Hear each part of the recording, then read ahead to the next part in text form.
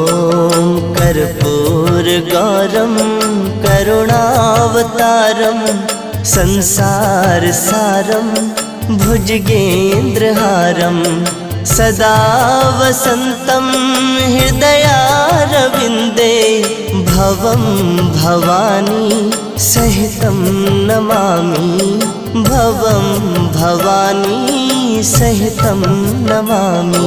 ॐ कर्पूरगौरं करुणावतारं संसारसारं